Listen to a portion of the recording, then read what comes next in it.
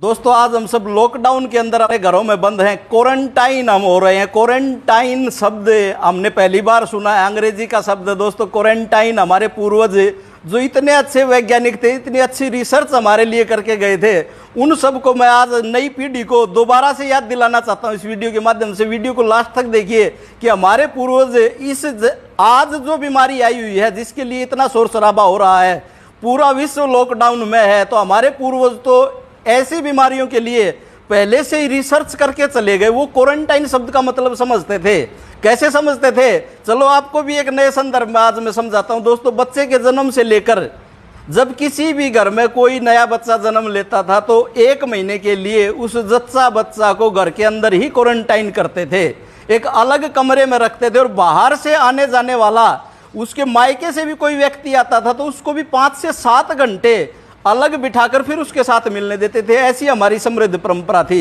और दोस्तों दूसरी बात, जिस घर में बच्चे ने जन्म लिया है उस घर के आस पड़ोस के लोग जब तक उनके घर में हवन यज्ञ होकर शुद्धिकरण नहीं हो जाता था तब तक उनके घर से किसी भी चीज का लेन देन नहीं करते थे। उसको हरियाणवी भाषा में बोलूं तो कहते थे कि स्यावड़ लगी हुई है। जब उनके घर से वो निकल जाती थी तो उसके बाद लेना देना शुरू करते थे। दोस्तों उसके बाद बताता हूं कि हमारे यहाँ तीज त्योहार मनाकर साल में 2 बार कम से कम पूरे घर की चूने से पुताई करते थे, यानी घर को सैनिटाइज करते थे।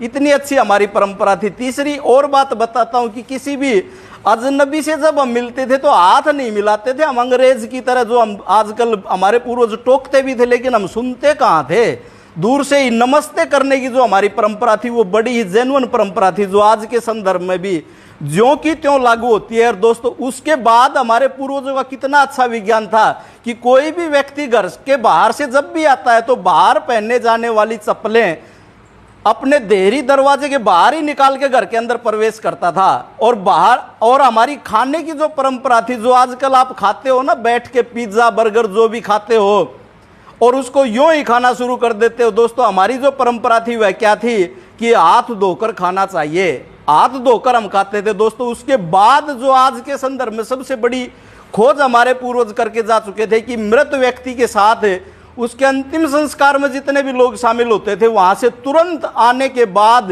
नहाते थे और उन कपड़ों को धोते थे और उसके बाद ही घर में एंट्री करते थे। और घर में पहुंचने से पहले ही, मुझे भी पता है और आप सबको भी पता होगा कि जहां भी हमारा अंतिम संस्कार करने की जो गांव से बाहर जगह होती है उसके पास कहीं ना कहीं पानी की व्यवस्था जरूर होती, वहीं से हाथ धोकर आते थे सभी लोग। और दोस्तों उसके बाद परंपरा थी कि मृत व्यक्ति के जितना भी सामान, यहाँ तक कि उसकी चारपाई भी घर से बाहर निकाल देते हो, तो उसके बिस्तर वगैरह, उनको इस विज्ञान का पता था। और जिस घर में मृत्यु हो जाती थी उस घर में उसके आस पड़ोस के पास परिचित मित्र खाना बनाकर देकर तो आते थे लेकिन उस घर से लेता कोई भी कुछ नहीं था।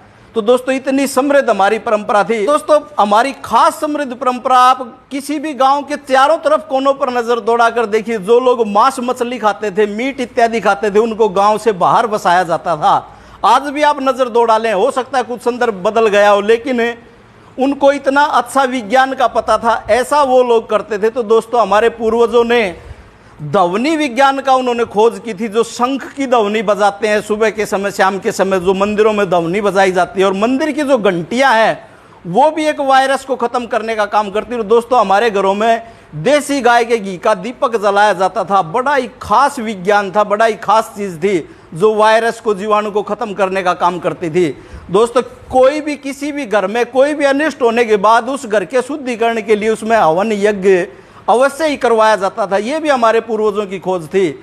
आज इन नियमों को कोई पालन करता है, इनको मानता है। इस कोरोना से पहले की बात बता रहा हूं तो उसको अनपढ़ गंवार जाहिल समझते हैं। हमें बड़ी भारी भूल हमारी थी। दोस्तों हमारी संस्कृति इतनी समृद्ध थी, आओ पुनः लौट चलें, अपनी परंपराओं को, अपनी मान्यताओं को, अपनी संस्कृति को पुनः अपनाएं और आज की इस महामारी को और आगे आने वाले समय में ऐसी महामारी से हम बचे रहें, अपना परिवार बचा रहे, अपनी परंपराओं को अपनाएं।